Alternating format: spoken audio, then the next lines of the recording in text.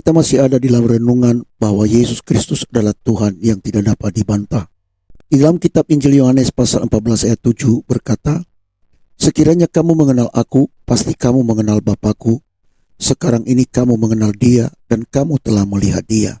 Saudaraku kekasih dalam Tuhan, setiap manusia mencari kebenaran tentang siapa Allah itu. Namun, dalam dunia yang penuh dengan kebingungan dan berbagai ajaran, banyak orang gagal mengenal Allah yang sejati. Dalam kesempatan ini, kita belajar bahwa pengenalan akan Allah hanya mungkin melalui status pribadi Yesus Kristus. Ia sendiri berkata, "Jika kamu mengenal aku, kamu mengenal Bapa." Di dalam ayat ini, berada dalam konteks Yesus berbicara tentang jalan kepada Bapa. Di dalam ayat yang ke-6, "Akulah jalan dan kebenaran dan hidup." Tidak ada jalan lain kepada Allah kecuali melalui Yesus. Ia tidak hanya menunjuk jalan, Ia adalah jalan itu.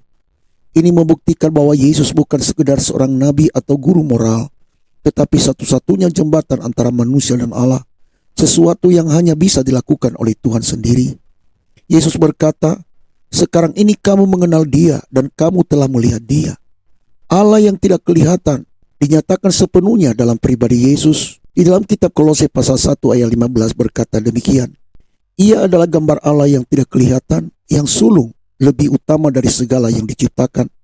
Jadi dalam setiap perkataan dan perbuatannya, Yesus menunjukkan siapa Allah itu, penuh kasih, penuh kuasa, kudus dan adil. Tidak ada makhluk ciptaan yang bisa menyatakan Allah secara sempurna, kecuali Dia sendiri adalah Allah. Yesus tidak berkata bahwa Dia hanya mirip dengan Bapa, tetapi bahwa mengenal dan melihat Dia adalah mengenal dan melihat Bapa.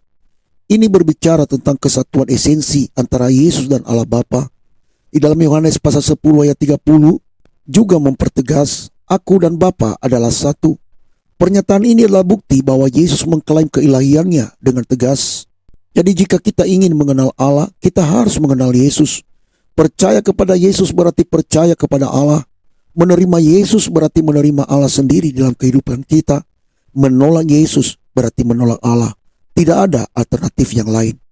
Saudaraku, di dalam Yohanes pasal 14 ayat 7 ini menantang kita untuk bertanya kepada diri sendiri, apakah aku sungguh-sungguh mengenal Yesus? Karena mengenal Yesus bukan hanya tentang siapa Dia, tetapi mengasihi, mempercayai, dan menyerahkan hidup kita kepadanya. Untuk itu mari kita mengenal Yesus lebih dalam, sebab di dalam Dia kita mengenal Allah yang sejati dan menerima hidup yang kekal. Kiranya kasih karunia dari Tuhan Yesus menyertai kita sampai Maranatha. Amin.